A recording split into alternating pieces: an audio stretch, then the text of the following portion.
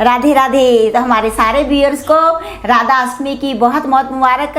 तो आज है 3 सितंबर 2022 दिन रविवार। तो राधा अष्टमी की सभी भक्तों को, कृष्ण प्रेमियों को बहुत बहुत मुबारक, बधाइयाँ।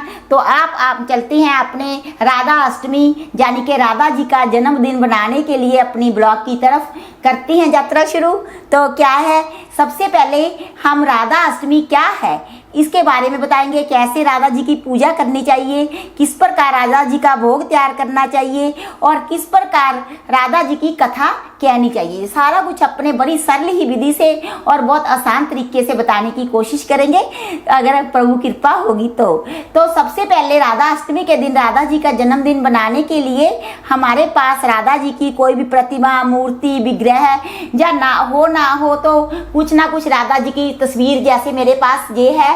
अगर राधा जी की तस्वीर भी ना हो तो आप श्री हरि कान्हा जी को, जो लड्डू गोपाल जी की आप घर में विराजमान करके पूजा करते हैं, उनको ही राधा स्वरूप समझकर उनकी पूजा कर सकते हैं। क्योंकि राधा और कृष्ण तो एक ही थे, भिन्न तो नहीं थे।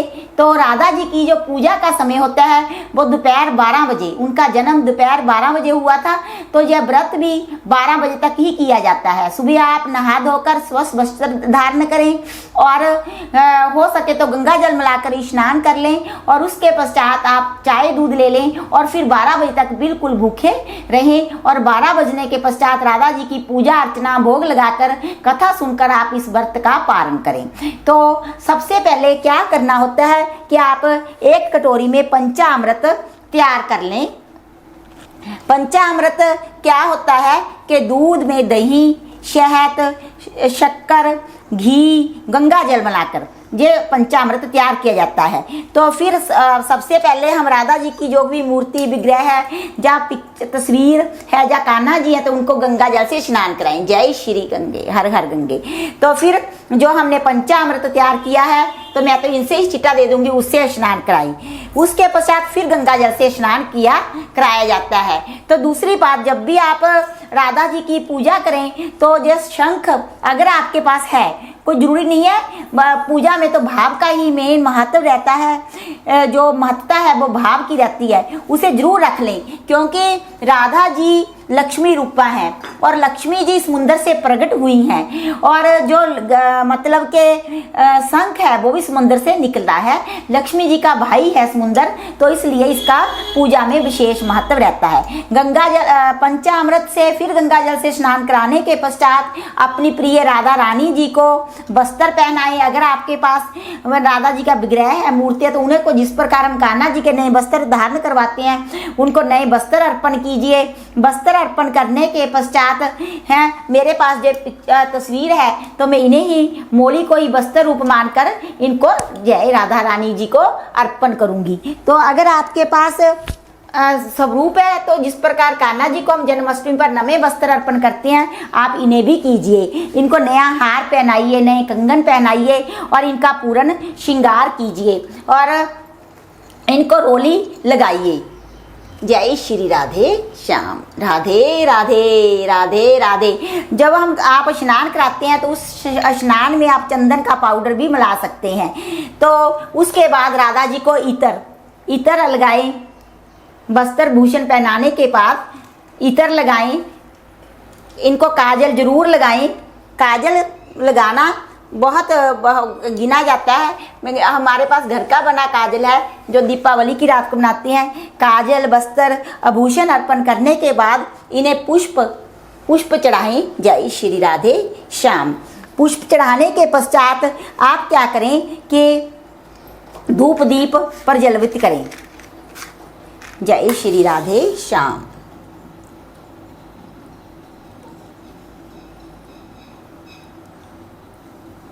धूप दीप जगाने के पश्चात हमको क्या करना है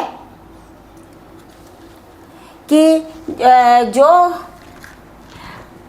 हमारे पास भोग है जो हमने तैयार किया है, ये राधा रानी के दिन, जन्मदिन के दिन राधा रानी जी को अरबी का प्रसाद जरूर लगता है। बिना लहसुन प्याज के सात्विक भोजन बनाया जाता है। उसमें तुलसी दल डाल रखा है हमने। दही वाली अरबी बनाई जाती है। ये मेरे कुकिंग विद रेणु बाला के चैनल पर इसकी रेसिपी पब्लिश है। कि दही वाली अरबी किस प्रकार से बनानी है। ये अरबी वृंदावन में ब्रिज में हलवाई की दुकान पर भी मिलती है, बिल्कुल उसी स्टाइल से हमने इसे तैयार किया है। तो आपको अरबी का भोग तो जरूर ही लगवाना चाहिए। ये हमने रायता तैयार किया, इसमें भी तुलसी दल डाले हैं, बूंदी का, और खीर बनाई है दूध चावल की। और एक बात यह है कि इस खीर में आपको मिश्री और शहद जरूर मिलाना है। जब राधा जी के लिए खीर तैयार किए उसमें मिश्री और दूध मिलाना जाता है। चाहे तो अगर आप के पास पॉसिबल है तो आप शक्कर की जगह सारी मिश्री ही मिला दी, यानी थोड़ी थोड़ी तो जरूर मिला दी। दही की खीर बनाने के पश्चात ही उसमें शहद मिलाना है। गर्म चीज़ में कभी भी शहद नहीं मिलाया जाता, गर्म दूध में दही में कभी भी नहीं मिलाया जाता, ठंडे दूध में ही शहद मिलाया जाए। और उसके बाद ये हमने पूड़ी तैयार की है राधा रानी जी को भोग अर्पण करने के लिए। सभी चीज़ों में हमने तुलसी दल मिला लिया है, क्योंकि तुलसी जी के बिना तो भोग सत्कार ही नहीं होता कान्हा जी का, राधा जी का। तो अब हम करेंगे कथा। तो कथा किस प्रकार है राधा रानी जी के जन्म की। कहा जाता है कि एक बार जो गोलोक में कृष्ण धाम में कृष्ण जी राधा जी के साथ विहार कर रहे थे, तो अचानक राधा जी कहीं चली जाती है। तो जब वापस आती है तो वह अपनी सखी जिसका नाम बिरजा था उसके साथ कान्हा जी को विहार करते हुए देखती है। तो इससे उन्हें बहुत बुरा लगता है, उन्हें क्रोध आ जाता है। तो वह गुस्से में आकर कान्हा बिरजा को श्राप दे देती है कि आप नदी होकर बहें। तो उधर सुदामा जी जो कृष्ण मित्र थे वहीं पे मौजूद होते हैं, वह भी उपस्थित होते हैं। तो उन्हें ये बहुत बुरा लगता है कि उन्होंने बिरजा को श्राप दे दिया।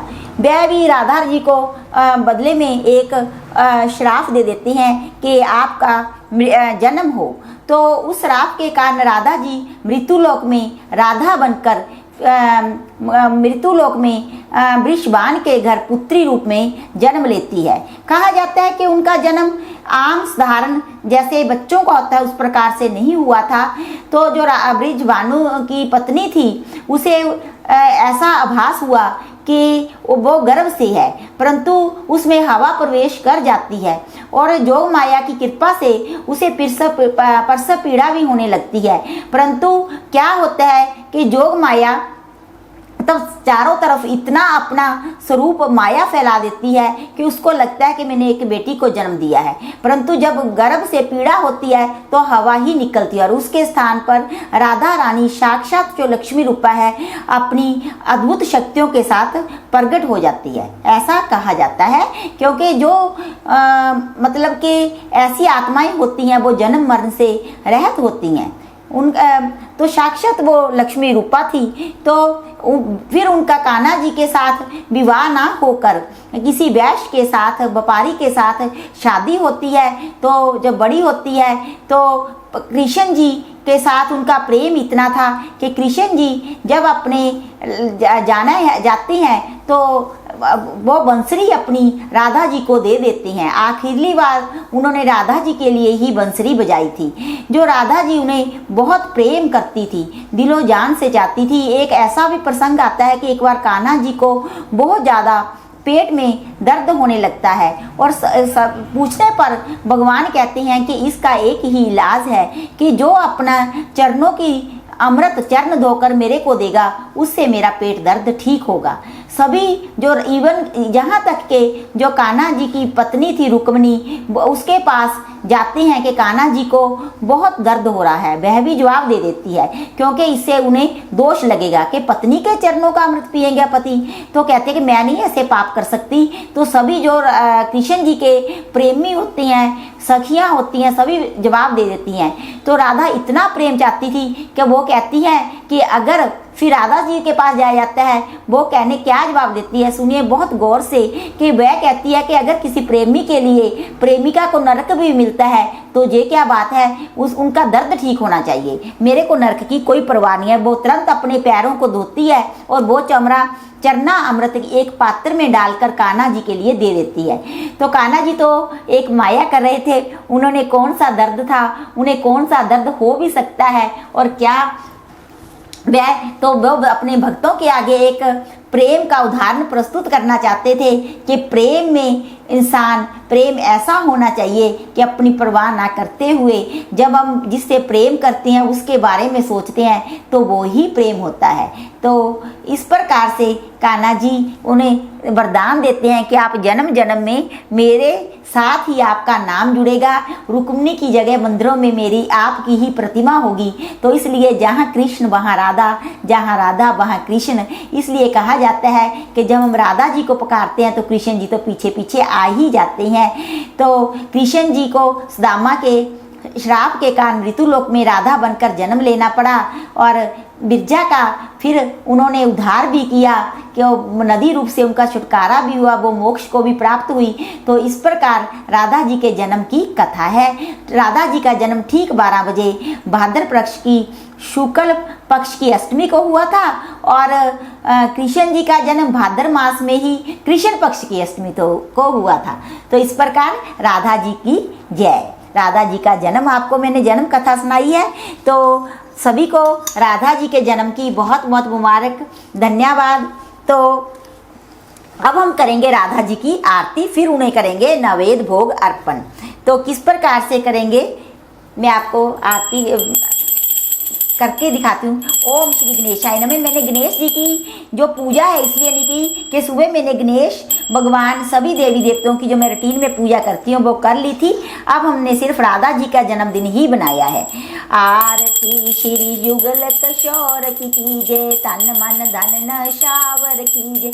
आरती श्री युगल किशोर की कीजे, गौर गौर श्याम मुख निरखत रीजे। हरि को सूप नैन भरी पीजे। आरती श्री युगल किशोर की कीजे, रवि राशि कोटि बदन की शोभा। साई निरखी मेरा मन लोभा। आरती श्री युगल किशोर की कीजे, ओढ़े नील पीत पट सारी। कुंज बिहारी गिरवर धारी। आरती श्री युगल किशोर की कीजे, फूलन की शेज फूलन की माला। रत्न सिंहासन बैठे नंदलाल। आरती श्री युगल किशोर की कीजे, तन मन धन नौ शावर कीजे। मोर मुकुट मुरली कर सोए, नटवर कला देखी मन मोहे। आरती श्री युगल किशोर की कीजे, कंचन थार कपूर की बाती। हरे आए निर्मल भई छाती। आरती श्री युगल किशोर की कीजे, तन मन धन नौ शावर कीजे। कंचन थार कपूर की बाती। हरि आए निर्मल भई छाती। आरती श्री युगल किशोर की कीजे, तन मन धन न शावर कीजे। श्री पुरुषोत्तम गिरिवर धारी। आरती करे सकल ब्रज नारी। आरती श्री युगल किशोर की कीजे, तन मन धन न शावर कीजे। श्री पुरुषोत्तम गिरिवर धारी। आरती करे सकल ब्रज नारी। आरती श्री युगल किशोर की कीजे, नंद नंदन वृष भानु किशोरी। देखो यही आया ना आरती में, नंद नंदन वृष भानु किशोरी। परमानंद स्वामी अविचल जोरी। आरती श्री युगल किशोर की कीजे, तन मन धन न शावर कीजे। बोलिए राधा रानी की जय, ब्रिज भानु की बेटी की जय, नंद की लाला की जय। तो आज हमने इस प्रकार राधा जी का जन्मदिन तो बना लिया, तो उनके आगे हम कपूर भी जलाएंगे क्योंकि कपूर का बहुत महात्म होता है हमारे हिंदू शास्त्रों में। तो आज तो मेरी प्रिय राधा रानी जी का जन्मदिन है, तो क्यों ना एक कपूर भी उनके आगे प्रज्वलित किया जाए। जय राधा रानी नंद किशोर, जय राधा रानी नंद किशोर, जीवे तुम्हारी युग जोड़, जय नंदलाल। अब हम करेंगे प्रसाद अर्पण भगवान जी को, नंद की वृषभानु की किशोरी को। तो अब हम पूड़ियों को इस प्रकार से खोल लेंगे। पहले हमने इसलिए नहीं खोली थी कि थोड़ी ठंडी हो जाएगी। जब हम घर में बच्चों को कहते हैं तो गरम गरम खाना, तो भगवान जी को भी गरम गरम ही भोग लगाना चाहिए। तो अब हम करेंगे अपने जुगल जोड़ी सरकार को प्रसाद अर्पण। जो भी हमसे बन पड़ा थोड़ा बहुत हमने किया, तो इस प्रकार से पर्दा करके भोग अर्पण किया जाएगा। तो जल भी रख दें भगवान जी के लिए। भोग लगाओ प्रभु जी मेरा भोग गरीब दा, नंद लाला जी भोग लगाओ, राधा जी के संग है आओ, मिलकर भोग लगाओ, श्याम जी साडा भोग गरीब दा, पिलनी के वीर सुदामा के तंदल, रुच रुच भोग लगाओ, मोहन जी साडा भोग गरीब दा, राधा संग आओ, मोहन जी साडा भोग गरीब दा, दुर्योधन के मेवे त्यागे, भूख लगी तो उठ करे भागे, साग भी धरे घर खायो, मोहन जी साडा भोग गरीब दा, राधा संग लवायो, श्याम जी साडा भोग गरीब दा, पिलनी के वीर सुदामा के तंदल, रुच रुच भोग लगायो, किशोरी जी साडा भोग गरीब दा, ना कुछ किया ना कर सकूं ना कुछ करने योग, जो कुछ किया श्री हर किया हर ही करने योग, अमृतमयी बना दो श्याम, सुंदर दर्श दिखा दो श्याम, अपना हमें बना लो राम, रोग शोग मिटा दो श्याम, बोल नंद किशोरी जी की जय, बोल राधा रानी की जय, हे नंद किशोरी वृषभानु की बेटी हमारा प्रसाद स्वीकार करो, कोटि कोटि प्रणाम है, नमस्कार।